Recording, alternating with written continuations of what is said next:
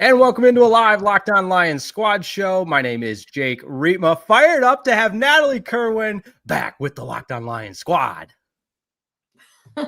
Fired up to be back with you guys. Not much that I missed, it seemed, on Sunday for this Lions-Vikings game, but Lions have a chance to redeem themselves and right their wrongs against this Commanders team that booted them out of the playoffs last season. Bradford Banta here. You know what? Forget the noise. The Lions are built to contend. And today we'll show you exactly how they're going to take down the Commanders.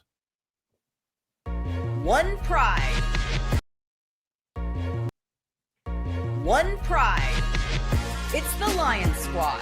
Everything Detroit Lions every week. Breaking down all the big hits and game-changing plays from the Motor City. The way only the Locked On Podcast Network can. From the roar of the Lions to the next great chapter, the Lions Squad Show starts now.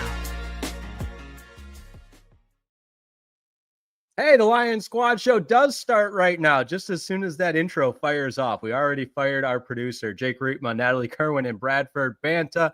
Fired up to be with you on a Thursday live show. Tons to get into. The Commanders on the clock. We got Nick from Locked On Commanders Squad Show joining us later in the program, and a bounce back is much needed. But first, how about a huge shout out to today's presenting sponsor? It's Thursday, so you know that means it's a crossover. Prize Picks Thursday. Make sure you download that app and use that code LOCKEDONNFL to get $50 in lineups after you play your first $5 lineup. Today's show is brought to you by Prize Picks. Natalie Kerwin back with us. The rose between the two thorns. That's probably all the Lions need to turn it around this weekend. Yes, and that's probably the reason they lost. I was not here to help support. I was in the middle of a flight to Memphis, Tennessee, to help cheer on the Pistons, which the Pistons won. So at least I was gonna say, you did your part. The Pistons are on a roll. They've won 4 straight. So at least there's some positivity here to talk about. We're here to talk about football today.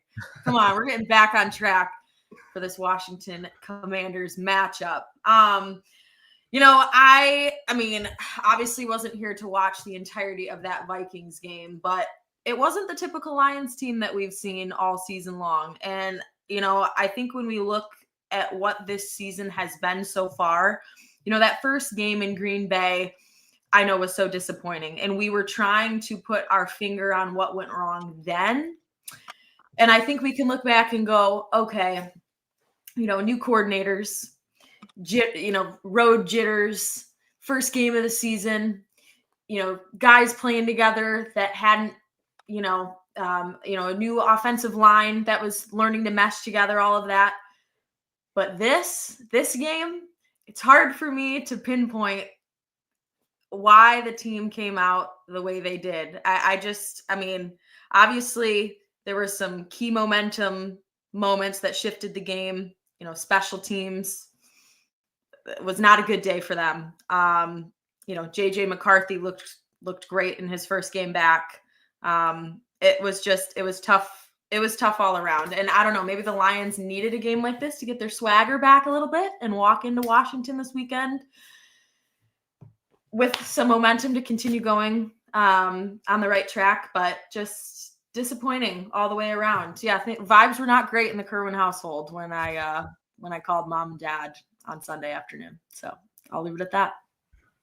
Yeah, look, last game was, you'd like to say it was an anomaly, but let's hope it was.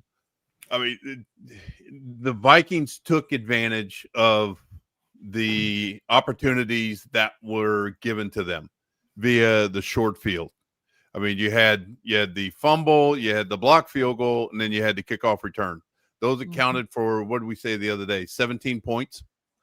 Yeah, that makes a difference. Whenever a team only has to drive, X amount, in the maybe 10 to 20 yards to get into field goal range, as opposed to running the whole length of the field, and they converted on 2 of them for touchdowns. So like we said the other night, hats off to the Minnesota Vikings. Hey, they got the Lions. And now whenever they face the Vikings again, is that going to be a repeat performance? God, I hope not. But we have the Commanders coming up this weekend. Now, a little bit of a chip on our shoulder this week because the Commanders knocked the Lions out of the playoffs again. I mean, not again, but knocked them out of the playoffs this past year. So a little bit of a chip on our shoulder, but we are playing them in Landover now. So we can go into their house and make their ride home with their families hard and let them be like, we just got our butts whipped, and have the Lions have a joyous plane ride home back into the Detroit area. So it's not the end of the world, so to speak. So they got out of the game fairly healthy, and I know Nat's going to touch on that in the third segment. But I tell you, I'm interested to see how this team is going to bounce back. Bradford, I've got a note for you, and Nat, your opinion as well. And I was thinking about this in the shower, where all good thoughts are done, obviously. So about the Locked On Lions squad show and how I wanted to ask this question, which, full transparency, like I said, all good ideas are, the light bulb goes off while you're getting ready for the day. But I would deem this as a get-right game for the Lions, given the state of the Commanders, which we'll learn more about from Nick on Locked On Commanders when he joins us later in the program. But just the semantics of the term get right. Us idiots, me especially in the media, get right, that type of trap game. We love to throw around those words. But Bradford, from a coach and player's perspective, in your time, and even now to the best of your ability, do you think the Lions, while they may view this as a quote unquote get right game, I would imagine maybe that term isn't uttered, but take us through the thought process of when you just got humbled a little bit, you got your butts kicked by a divisional opponent, and now waiting for you is a team that's a little bit beat up, that you also have a revenge on your mind, given the way the playoffs ended last year. So while they may not come out and say it's a get right game, doesn't this game feel like the Commanders might have something coming for them? I mean, the media's got to have something to talk about, Jake. And so as a coach and as a former coach and a former player, the question I would ask to the media, if you were to put a camera or a microphone in front of my face, I was like, okay, what's your definition of get right or revenge, or what's your definition? The players and the coaches view this as the next game in the schedule.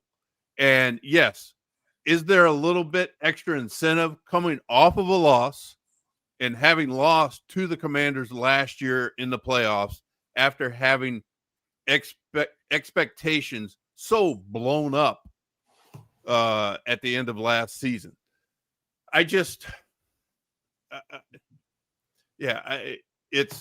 It's another game, and it's another step closer to achieving the next goal. And the next goal is making it into the playoffs. If you make it into the playoffs, everything's off the board. Then now it's one game at a time. And it still is one game at a time right now, but there still are nine more games left to play. So we're just getting towards the midpoint of the season, at halftime, so to speak. And these are just your get right statement. I don't know. I think he kind of gets blown out of proportion, because if you go talk to these players in the locker room, you go talk to the coaches, they're not going to give you a response to that type of statement. I do think these players, though, take these kind of losses to heart, because you take week 1, for example, and how bad that loss was in Green Bay, or just how tough that was to start the season that way. And they came out week 2 against the Bears at home and whooped their butt. And so I just expect the Lions to march into Landover this weekend and maybe have that same sort of reaction, right? Hearing it this week from the media and just from fans. Oh my God, what happened this week against the Vikings? Why did they collapse so bad? We might see the same sort of response that we saw week 2 against the Bears, now here against Washington. Now, this is all right. So this is me being the media right now. So, okay. And I'll put that out there, is with them being Lions, they have a ton of pride. So you can put that out there for a quote. So one pride. Exactly. I see what you did there. Do they have a ton of pride or do they have one pride? But you guys know we love to address the comments here on the live Locked On Lions Squad show. I love this one from Michael Van Brocklin, who says, sorry to burst y'all's bubble, but the Commanders are going to dismantle and embarrass the Lions come Sunday, then the Eagles and the Rams. How about that? And what better person to talk to about that than Nick Ashew from Locked On Commanders, the squad show. He's going to join us on the other side of the break. But this comment as well, there was a tragedy in the NFL today. And being in my situation stationed in Dallas at 105.3 The Fan, which is the Cowboys flagship station, Marshawn Nealon unfortunately passed away early this morning. And you can read all about it, but the facts, unfortunately, are the facts. He suffered a mental health episode and eventually ended taking his own life. And obviously a really, really tragic moment here in Dallas, as well as around the rest of the National Football League. So even though it sounds empty to say the thoughts and prayers go out to his family, that's obviously how we all feel. The NFLPA released a statement. The Cowboys have released a statement, and just really hard news this morning, league wide, but especially for the Dallas Cowboys. And there's really no easy transition. That's why I wanted to end this segment with that. I just have one thing to say, and it's something that's near and dear. And we preached about it at Michigan, and just talking about the suicide hotline, which is 988. Yep. If anybody in the audience, anybody that you know, memorize this, who is having suicidal thoughts, and please do not hesitate to call 988. Yep. Appreciate that, Bradford. Hey, let's talk some Commanders on the other side of this break as we continue with the live Locked On Lions Squad show. Hey, this episode of the Locked On Lions Squad show is brought to you by our good friends at Meissen and Maine. All right, Locked On Lions listeners, listen up and listen good. You know that feeling when they say you look good, you feel good. The problem is that most dress clothes only check one of those boxes. They look sharp, but feel stiff, hot, and high maintenance. That's why there's Meissen in Maine. Meissen in Maine makes classic menswear with performance fabric, so it's effortless to look sharp and feel comfortable. They actually invented the performance fabric dress shirt that over 10 years ago, and they perfected it ever since. If you've ever worn Meissen in Maine, you know exactly what I'm talking about, why they're the first go-to in your closet, because let me tell you, they're stretchy, moisture wicking, wrinkle resistant, and machine washable. No ironing, no dry cleaning. They check every single box. Right now, Meissen in Maine is offering our listeners 20% off your first purchase at MeisenInMaine.com with promo code LOCKEDONNFL20. That's promo code LOCKEDONNFL20. Meissen in Maine, spelled Mizzen, and Maine, MAIN.com, promo code LOCKEDONNFL for 20% off. I hope you can spell Maine, but just in case, one more time, Meissen is Mizzen, Maine, MAIN.com. Promo code LOCKEDONNFL20 for 20% off. If you'd rather shop in person, that's cool too. You can find Meissen in Maine stores in select states.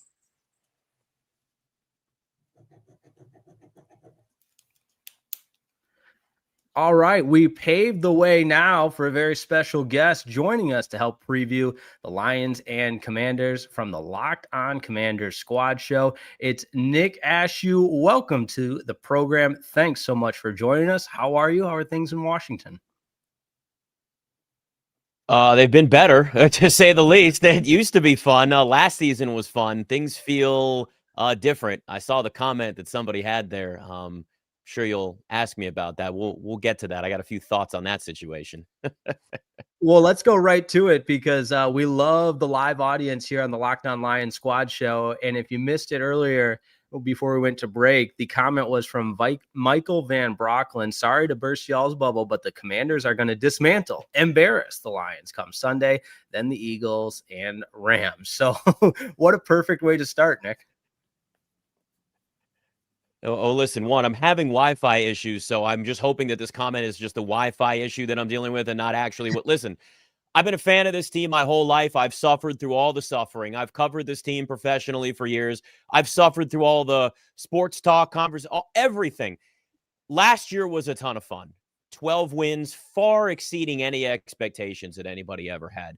The reality is here now, this Commanders team is decimated by injuries. I mean, just decimated. And I understand that there's the level of like, well, next man up. And there's a certain point where that exists. There are injuries in football. It happens. You have to deal with it. The problem is this Commanders team is not built yet for the next man up mentality, right? Like they don't have the depth. Injuries show you the type of depth that you have on your team. And the reality is this is a team that's rebuilding. They've been rebuilding. They were supposed to be rebuilding last year, and those 12 wins kind of put them on this. It's almost like two roads, right? Where they're operating in two separate paths where the GPS is taking them on the rebuild road, and then it's also taking them on like win now expectations. And it kind of threw them off a little bit last season, even into this offseason here, where you're looking at a team that really should have just been gutting the whole thing. And then you come into this year going, well, we won 12 games. We got Terry McLaurin's contract to deal with. We should be focusing on winning now, but also getting younger. They're the oldest team in the NFL. These injuries shouldn't surprise anybody.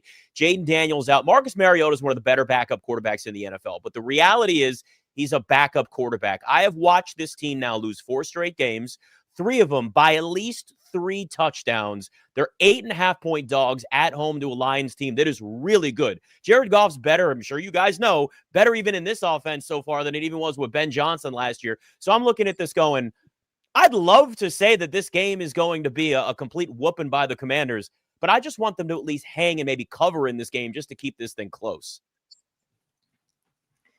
Well, you start to, you talk about the quarterback situation. Obviously, I feel like that's a huge storyline with this Commanders team right now. Obviously, Jaden Daniels going down with the elbow injury, Marcus Mariota having to step into that role. What can we expect out of a guy like that? To your point, he is one of the better backups in this league. What do you think he brings to that Commanders squad? And what does this Lions team need to prepare for with a guy like him under center? I think one of the benefits, at least, of having Marcus Mariota is that his game kind of mirrors, it's like the Walmart version of Jaden Daniels, right? Where it's not going to be at that high level, but what you are going to get is somebody that can kind of like match it to a point, right? Like it's not as good, but you know that you're going to get something out of it. It's almost quite there. They don't have to change the offense totally. And you have the veteran leadership, which really, really matters because you need somebody out there with all the injuries and all the absences on offense where they can look around and say, all right, this is the calm voice. This is somebody that, has been in a lot of these situations. If you look last year and that magical run that this team went on, there were 2 games where Marcus Mariota filled in for Jaden Daniels. They won both those games, including that late game where they had to come back against the Cowboys. He threw the game-winning touchdown where it just felt like every week they're throwing these game-winning touchdowns late and nothing scares this team. So you have the poise, you have the veteran leadership. You just don't have the same level of upside that you're going to get with Jaden Daniels. Now, Jaden hasn't been himself like he was last season. People can talk sophomore slump. People can say the league has caught up to him. Let's also realize that in training camp, the offensive line was shuffling through injuries. You had no Terry McLaurin pretty much the entire time. So they've been playing behind this entire season, and Jaden's been in and out of the lineup with multiple injuries now. So like there's all these things kind of piling up on just this offense as a whole. I would say this. Watch a lot of Zach Ertz in this game and moving forward because, quarterbacks love to have that sort of safety net tight end to go to. And Zach Ertz is a veteran. He's a guy that's made more mistakes this year, especially just brain farts offensively with these false starts and penalties and mistakes. But he's also somebody that when it's 3rd and 6, whether it's Mariota or it's Jaden Daniels, they're going to be throwing him the ball.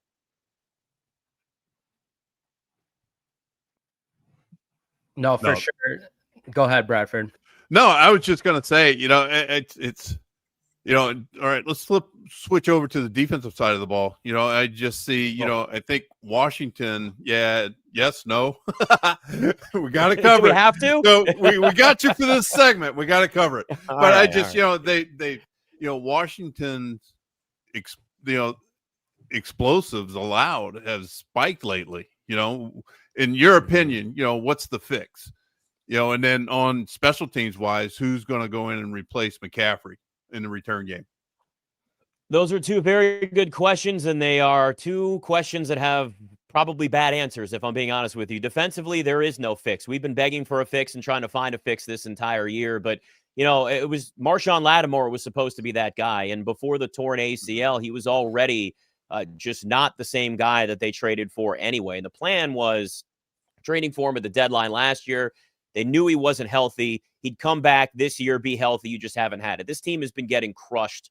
I mean, in all facets, just defensively alone here. The deep balls, you talk about the big plays, like all of these things. And again, I look at this Lions offense, and I'm worried to death about the type of big plays that we're going to see from their ability to just take this defense over the top. Bobby Wagner is a veteran linebacker that was an All-Pro last year. But the reality is that when he gets caught in coverage, it's bad. And I mean, Sam Laporta is going to be somebody I'm sure they're going to match him up on him as much as possible. Teams have been running as many mismatches as they can to get receivers on Bobby Wagner and exploiting the fact that he can't go out there and really do anything in coverage. They can't tackle. Like the basic fun, it's like a receiver that can't catch. They have guys defensively that can't tackle. The missed tackles are such an unbelievably frustrating problem with this team. Like it's all the basic fundamentals that have just been a consistent problem with them. You tack on the injuries on top of that defensively, and it's just like, again, I'd love to offer some profound answers to like what they can do to fix it, but we've been begging for it for 9 weeks in DC, and it's not happening right now.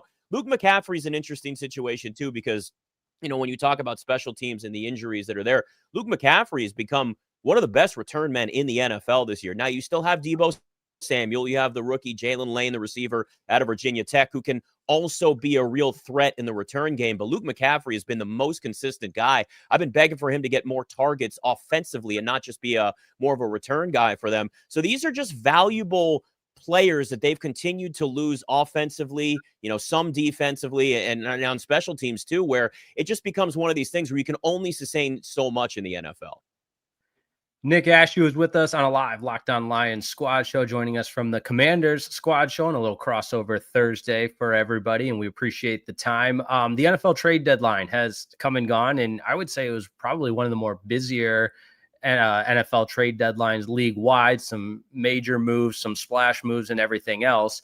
Lions and Commanders both stood pat and kind of, not to rub it in, but teams in different directions right now. One article I read mentioned Andrew Wiley as a potential trade piece that the Commanders could have used, and that grabbed my attention right away. From the same hometown, he's an Eastern Michigan guy and a local celebrity. So I thought, oh man, is Wiley going to be on the move? Were you surprised that the Commanders stood pat and didn't kind of, for lack of a better term, wave the white flag a little bit on this year, given the injury status of the team, and try to build for the future? I thought there'd be at least one move. Right now, we don't necessarily know everything that was done behind the scenes and offers that were made and whether they were good enough for somebody like a Daron Payne that might have gotten him a couple of draft picks.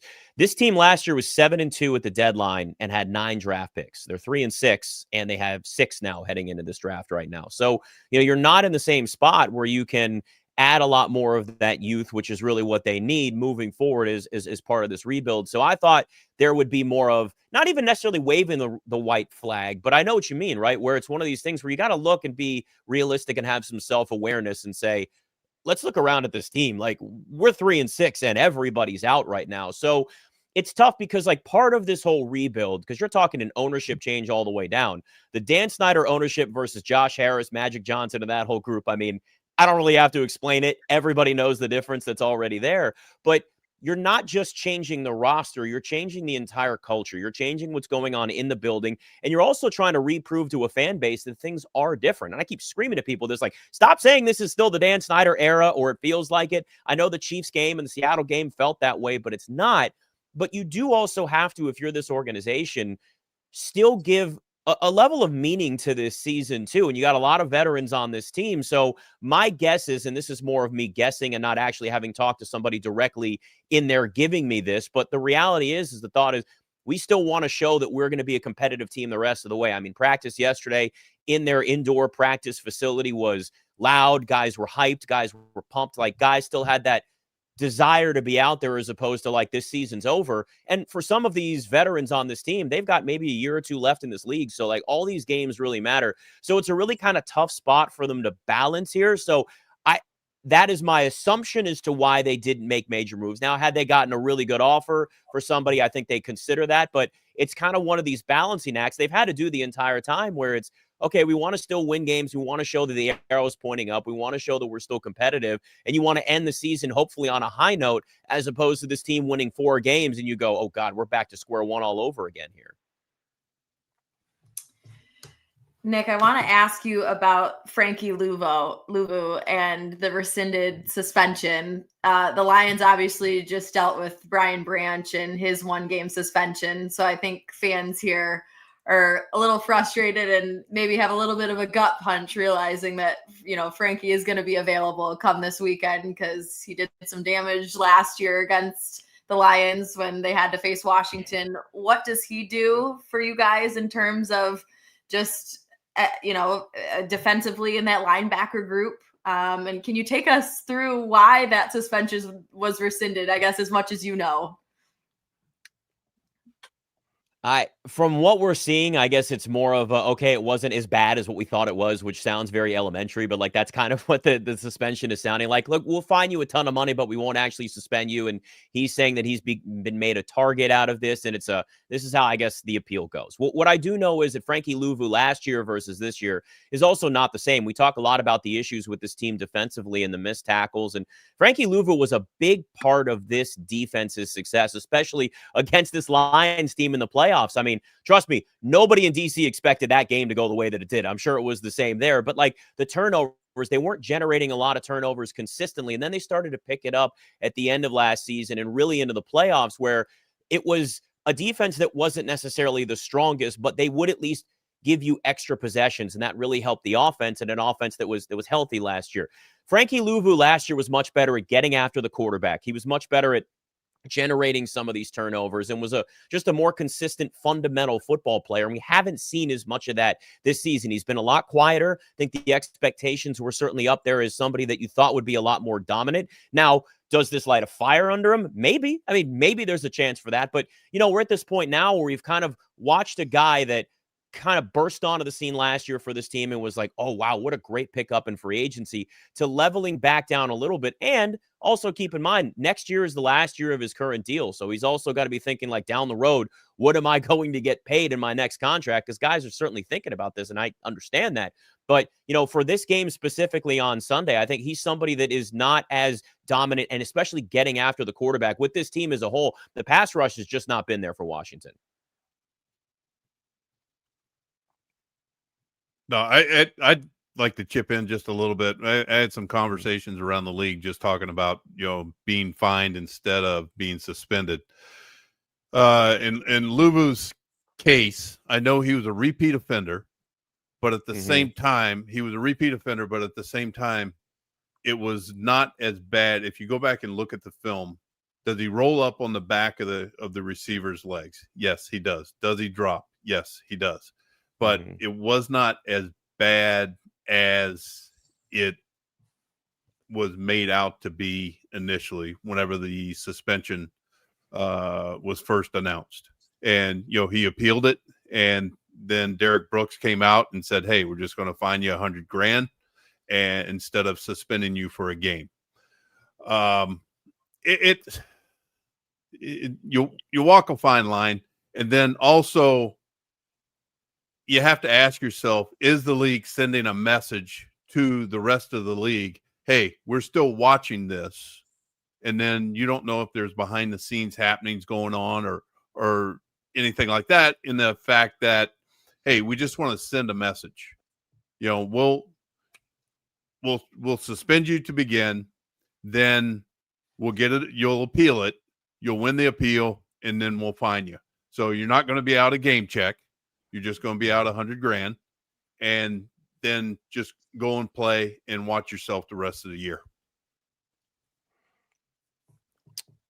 Yeah, I think when you talk about sort of how that actually looked, And I guess we do see this a lot with some of these types of, whether it's suspensions or fines or whatever the case is, where they go higher first and then it's like, okay, we'll drop it down a little bit, but it's become a public thing and it's become something that's, made an example of without being as harsh as you thought it could be. So I don't know. Again, we'll see like whether or not this actually does anything in terms of the way he plays on Sunday. We won't know until we actually watch the game. But I'll tell you this, from a defensive perspective for Washington, like they're going to need a really good Frankie Louvu, like the best Frankie Louvu they've had since he's been in the burgundy and gold, because again, this Lions offense has a lot that they're bringing out there.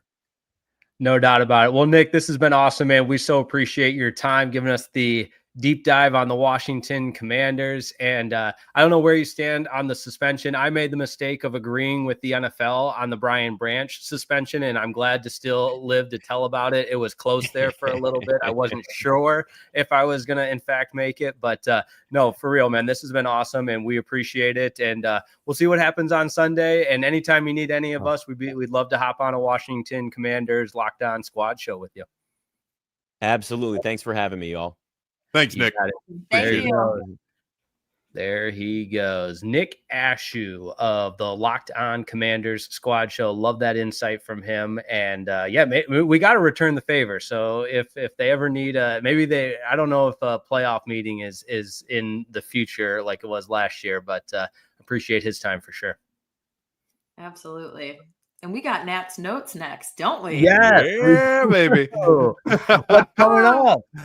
Okay, what's coming up? We're talking about some updated injury reports, maybe some shifts on the O-line this coming week, what Dan Campbell has to say about that. We'll break it all down next on Nat's Notes. All right, today's episode of the Locked On Lions Squad Show is brought to you by our good friends over at Gametime. You already know it's the best place to buy tickets to a live event because the NFL season is back. And honestly, I'm glad they put honestly in there, so I'm being honest, guys. Honestly, there's nothing better than being in the stadium surrounded by fans cheering on your team. But let's be honest, getting tickets can be a hassle between queues, login screens, and prices jumping at checkout. It's so frustrating, and that's why I use Gametime. It's the app that gives the advantage back to fans. Gametime is fast, easy, and backed by the Gametime guarantee.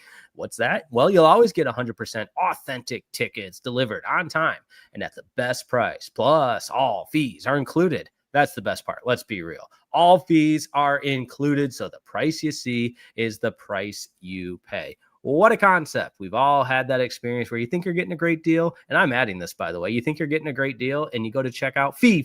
No, none of that with Gametime. It's the app that makes it all super simple. You can see your seat view right from the app. They've got zone deals where you pick the section. Gametime picks the seats. I'm telling you, you save big. So download the Gametime app, create an account, use that code LOCKEDONNFL for $20 off your first purchase. Terms apply, but again, that's promo code LOCKEDONNFL for $20 off. Swipe, tap, ticket. Go download the Gametime app today.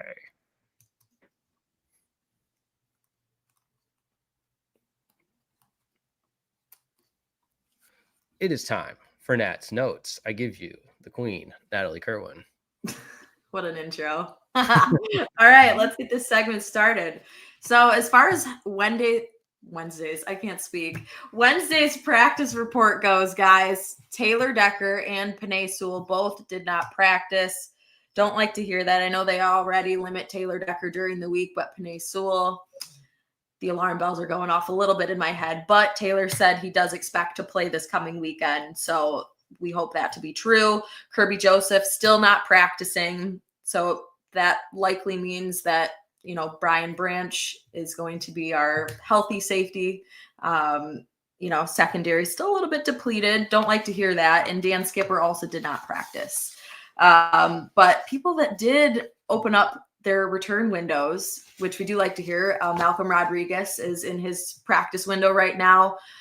Rookie Miles Frazier, which adds some depth to the O-line. We like to hear that. Dan Campbell had one of his, legendary quotes this morning that he is going to be a baby fawn at the beginning of this process. And he is going to develop as he, starts to get back into things. But I like the reference of a baby fawn as he returns from injury. Josh Pascal also is going to be in his return window as well, and back to practice. So you like to hear guys coming back from injury there.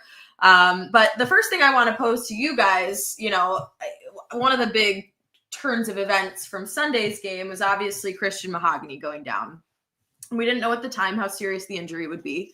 But Dan Campbell alluded to it after the game. He's going to be down for quite some time. And then we find out he's got a broken leg. So that's going to shift some things up, in the interior on the O-line. So what does that mean going forward? Well, we thought with the trade deadline earlier this week, maybe there would be a move made. What is Dan Campbell going to do as far as maybe shifting things around? And so, Dan did talk this morning about tinkering with the O-line, and Coyote Awasika, they could possibly move him to left guard, Graham Glasgow and Tate Ratledge as the rest of your interior offensive line. But curious what they will actually do, because Dan Campbell also mentioned Tristan Colon, who played center in the preseason and did a pretty good job. So there's some different options. So we don't know what's actually going to play out come Sunday, but I wanted to leave it up to you guys, because it's basically going to be like musical chairs in the trenches this weekend, possibly. We don't know. We talk about next man up mentality, but I guess when I throw it out there to you guys, we've seen players step up these last couple of weeks as far as, the Legion of Whom in the secondary. Oh, can you guys still see me okay? My computer just got okay. You're good.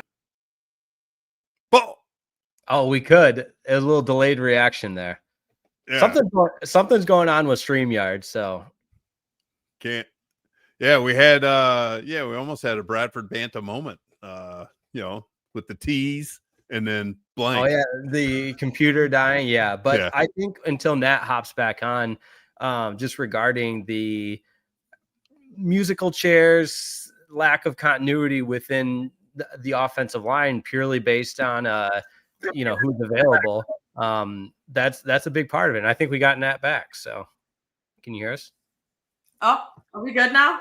Yeah, yep, we're good. We're good. My computer literally blacked out. It just shut off. I can't explain it. Anyway, we're back. We're good. The rose is back. Life is good again. Okay. Yeah, thank goodness. I like it. Got a little sip of water, and then you blossomed once again. So, look, here's the thing, Jake, Nat, what y'all were talking about earlier, and it's going to come down to really what Hank Fraley, the offensive line coach, feels what the best combination on the inside is how is that going to pan out? And we're talking about not only physical ability, but mental capacity to handle what the Commanders are going to be throwing at the Detroit Lions, and their communication factor, what they feel comfortable with, and what Hank has seen out on the practice field and in the meeting room, in the interaction between that three-man combination, talking about guard, center, guard. And then also you have to prep another left tackle, and they did have an answer with Dan Skipper coming into the game whenever Decker went down with his shoulder injury, which he did come back in and play. But it's one of these musical chairs type things, and you're listening to the song and you're hoping you're hoping the song just doesn't end, because you don't know who's going to be jumping in those chairs. And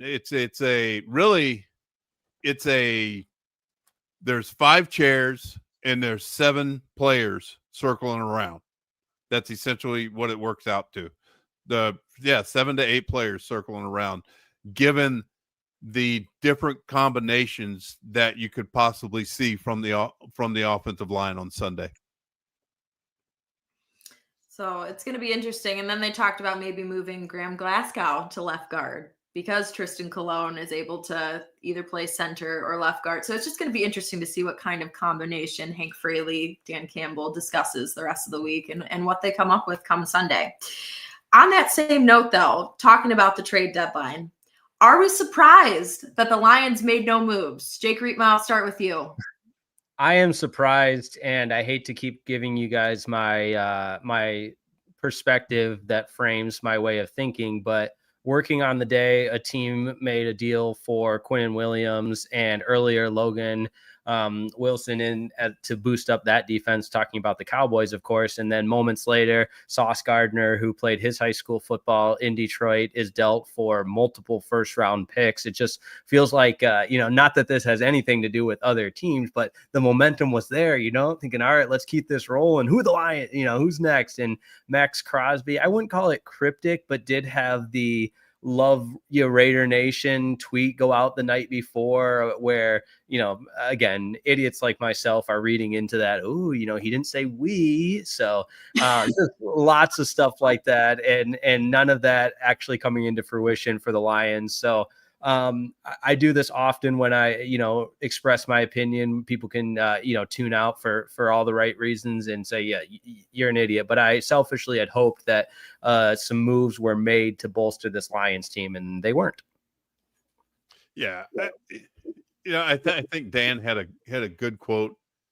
He likes what they have in the locker room, and going along with his quote, talking about, what did you just say, Nat? What was his one? The fawn. The fawn. Baby fawn. So this other quote was, I like the guy, and talking about the trade deadline, is I like the guys we have in the locker room. We know them well, and we know their warts. We know their warts. which is most, it was aptly put. And I appreciated the honesty, because what he's telling everybody is, I feel like we're good. I know we're good. I like the resiliency of this team. And at this moment, I don't feel the need to bring in anybody, because everybody was talking about help with the secondary, help with the edge rush. Well, Muhammad's playing pretty doggone well right now. And what have we heard anything on Davenport lately?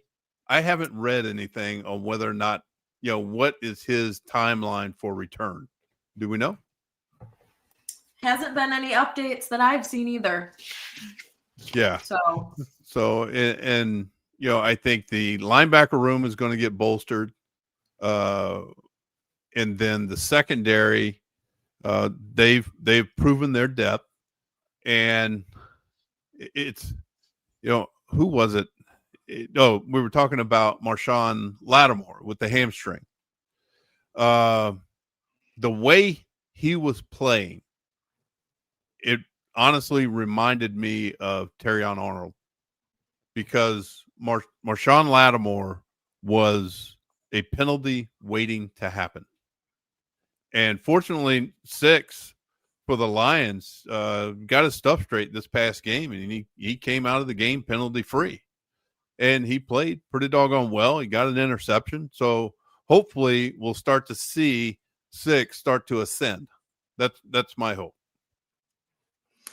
And Dan, to your point, when the Lions were worried, about not having a pass rusher on the other side of Aiden Hutchinson early on in the season, he said, we're good. We feel comfortable. Like he's always said we're good. They do feel comfortable and confident in the guys in that locker room. So I personally didn't think they were going to make a move. I thought they feel good with where they're at, and they like the depth they have. And even just the secondary group alone proved that these guys, the Legion of Whom, are guys that can step up in different ways. And even with maybe a shuffling of the O-line this weekend, we might see some other guys step up as well. And there might be people that we're talking about on Sunday, like a Tristan Colon. I don't know. Who knows, right? So that's the beauty of it. And so Dan might see things in some people that we don't. And that's, the nice thing about having depth, and the Lions feel comfortable with that depth.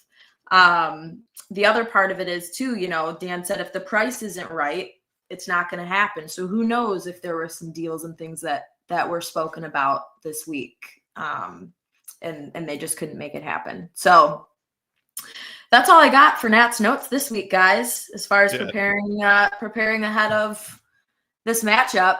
I'm ready to dive into the keys on how to get revenge on these guys. I'm ready to hear it straight out of the mouth. Well, you know what? You are? Well, Yeah, you're going I'm fired up. to. You're going to. Don't you worry about it. How about that lead in for the next segment? Jake, take it to commercial. Let's go. There we go. Let's go. Oh my goodness. Today's episode is brought to you by Prize Picks. Download the Prize Picks app today. It's the best way to make picks and adds a little sizzle to the viewing experience, just like Bradford Banta adds some sizzle to the Locked On Lions squad show.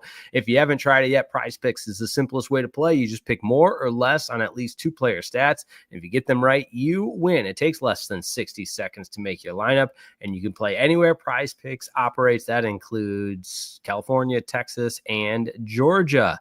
I've been using Prize Picks during both football Sundays and NBA tip-offs nonstop, guys. I just don't stop making Prize Picks. I like picking my favorite players like Jared Goff, Jahmyr Gibbs. I'm actually not going to say the ones that they recommend because Steph Curry's not one of my favorite players. How about Cade Cunningham? There you go. We're rewriting this on the fly. The new Stacks feature is a game changer. You can pick more on Cade Cunningham's threes and more on Cade Cunningham's assists in the same lineup. Download the Prize Picks app today and use that code LOCKEDONNFL to get $50 in lineups after you play your first $5 lineup. That's code LOCKEDONNFL for $50 in lineups after your first $5 lineup. Prize Picks. It's good to be right.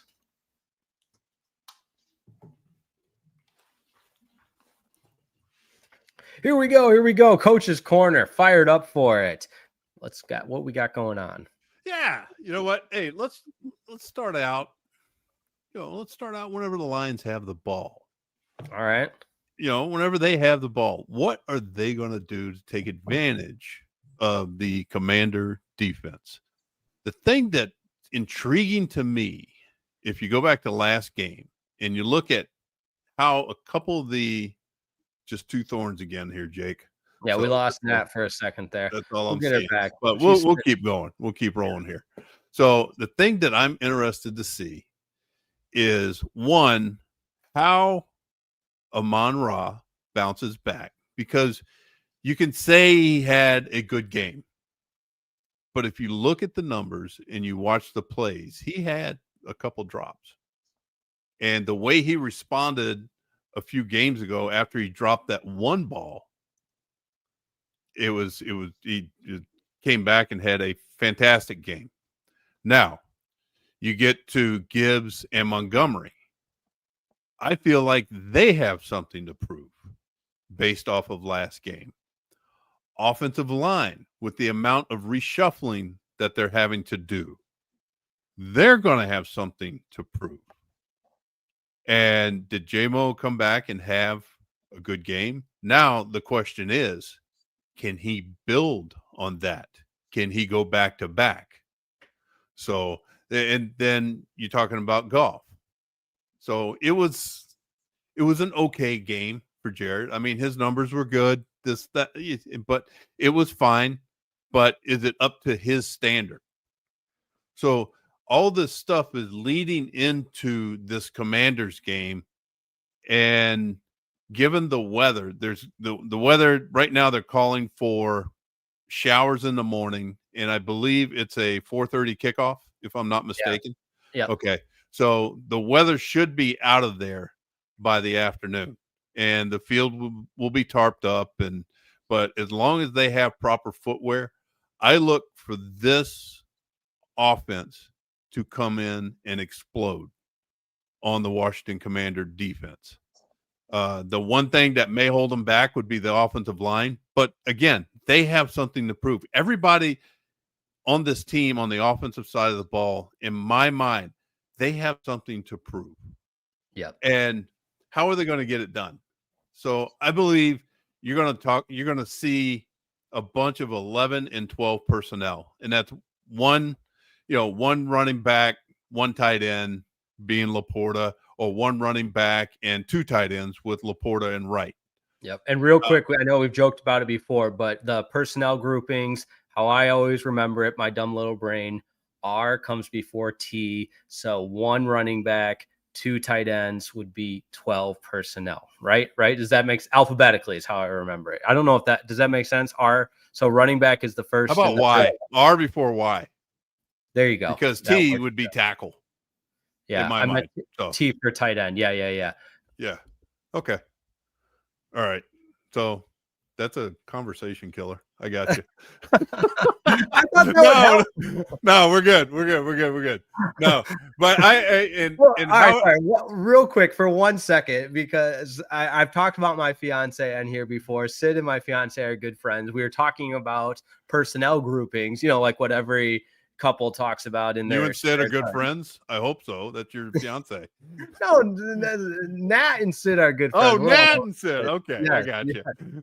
Yes. So, but we were talking about personnel groupings. I was like, yeah. And she's like, how do you remember that? I was like, well, the first one of the 12 or 11, whatever it is a running back. And the second one is the tight end. And running back R in the alphabet comes before T for tight ends. So I killed the segment. I'm sorry. No, you didn't kill the segment. We'll just have to. Yeah. No, we're good. Good recovery. So we'll be fine. So, but hey, and I look for the offensive line for something to prove, and we're talking about just running inside zone and duos. Duos is just 2 double teams trying to take the defensive tackles and just push them out, and with the double team, they're going to work up to the linebackers. So once they do that, they're going to start mixing in the run path and the play action, and they're also going to hit them with the quick game. And that's where Amon-Ra and J-Mo are going to come into play. So you're talking about hitches, slants, or quick outs, 5-yard outs. And once the guys start biting up, and then you hit them with play action, that's when you hit them over the top with Jamison Williams, hitting them deep and just striking them there. And we talked about it whenever Nick was on, and the amount of explosive this defense has given up. And with their secondary decimated as they are, it's going to be a problem for the Washington Commanders. And it's a good problem to have for the Detroit Lions. And I look for the Detroit Lions to possibly step up their 6-man protection because there are a fair amount of 5-man protection, meaning just with the offensive line, they want to get the running backs and tight ends out of there. But they're going to use the running backs and the tight ends, one, to either keep him in, the tight end, in 12 personnel, which is what, Jake? One running back in. 1 running back, 2 tight ends, 12 personnel. One of the tight ends is going to be staying in. I was just trying to help the audience. I love it. Hold up the personnel grouping cards, and the D coordinator would be like, Riepma, what's the personnel groupings? I'm like, I'm trying as fast as I can. That was when I was being redshirted as a freshman. So there you go. Okay. Perfect. But they're going to use I'd say a fair amount of 6-man protection because they want to keep Goff clean, and they want to keep Goff on time with their routes. And they're going to use Laporta, and they're going to use Amon-Ra. And I would even say angle routes with Gibbs, not necessarily a swing route, but an angle route that'll put him towards the middle of the field, which will give him a field of vision that is just wide, and go do your thing with one-on-one. Now, can I throw a comment on the screen for you to address? And for the audio listeners, the question is, you sure Morton won't dial up his famous secret weapon, 20 freaking screen passes? You mean that where 15 of them get thrown in the dirt because they're sniffed out? Yes. Yeah. So no promises there. So Steve, no promises. So, but no, and I think they're going to just take the shot plays. Now, when Washington has the ball, you got Mariota, and I think Nick put it best, and that is Washington's Walmart version of Jaden Daniels. I thought that was a classic comment by Nick. But they're going to try to move him around. He's not going to be your classic drop back passer. They're going to move him in boots. They're going to sprint him out. He's going to go left. He's going to go right. He's going to try to keep the front four for the Detroit Lions just moving around as much as they can. So, but what Detroit wants to do is that they want to force Washington into a 3rd and 6 or longer to get themselves off the field. And hopefully he will serve up some turnovers like Detroit did for Washington last year in the playoff games. So that's how I see it happening. And then if we just go even keel on the special teams, like meaning nothing big happens, nothing small happens. If we just flatline all the way through the game with special teams, or possibly even get a play in our favor, then that's going to be a definite key for success for the Detroit Lions. And going back and looking at the field goal, and we talked about it on Sunday whenever we had the show, I put that kick more on the kicker than I did on the protection because I didn't see any penetration issues. I thought it was just a low kick. And he's got to work on getting that ball up and elevated and past the line of scrimmage. No doubt. I love it. I love it. Coach's Corner, always a treat on the live Locked On Lions squad show. Show's gone by fast. We've had a little bit of everything. We've had a deep dive from the opposition preview. We've had some computer crash outs. We've had segments killed by me and explaining personnel groupings, and we've had the Coach's Corner. So without further ado, what do you say we end with some game predictions? Sound like a plan, squad? Everybody still here? Are we losing? Can you guys hear me? Yeah, we got you. We got you. You're good. You're good. Okay, Matt, so microphone. No, we cannot hear. All right, I'm not going crazy. Thank goodness. Actually, this is better. Okay. I thought I was going crazy, and like, all right, can you guys not hear me? We clear? No, this is a great time Matt, to end it. What is it? It's not like we're going off the rails. We've lost cabin pressure. We have lost cabin pressure. I will wait for the inbox and text messages to be flooded from the lockdown bosses. But you know what? We keep it real around here. We've got some predictions coming in. Nat, I know you can hear us, but we can't hear you. So do us a favor. Maybe send us in the chat what your score prediction is. We just got a score prediction. Write it down, Nat. Yeah, there we go. 38-24 from Steve. Bradford Banta, give me your score prediction. Yeah, I'm going to go 31-24. 31-24. I like it. I'm with you. I just think the Lions have something to prove, and we've officially lost cabin pressure because we've lost Nat for good. Maybe Lockdown will get her a new computer or something. I think the Lions, I keep waiting for that breakout game like we saw against the Bears. I don't know if they're going to put a 50 burger, but I'm going to say 42. I'm going 42-21. We got 31-28 here going on. But I like a really high scoring game. So Nat, she texted us without the score prediction. We know your computer's crashing. We can all see that. We don't need the text on the computer crashing. We need a text on the score prediction. So maybe we give it a shot clock of 10 seconds. Otherwise, we're just gonna have to land the plane. Oh, we got one. All right, 28-14 from that. There we go. There we go. Okay, we're safe. I love it. Nat's probably not going to have any final words on today's squad show. Bradford Banta, how about you? You know what? I think she was doing the show from the plane flying back from Mexico after doing the Pistons game. And that, but she had a little background. Yeah. So, there we go. Familiar sights. So, no, really looking forward to seeing how the team responds. Yep. This coming Sunday. I think that they have something to prove. Now, it's going to be oh, she is back. we were gonna have your final words for you and get really creative, but Nat, we appreciate you providing the comedic relief for today's show. Still can't hear you. We can't hear. We can't hear, but we can see. And for those listening on, those listening on audio only have probably turned it off by now. So great show. Great can be defined in a lot of different ways, but Lions Commanders later game. Make sure you like today's episode, subscribe to the podcast. We'll be on post game, and it's a 4:30 start. So talk to you late Sunday night. Not too late though, not like a Sunday night game, but all good things. Appreciate you guys. We'll see you next time.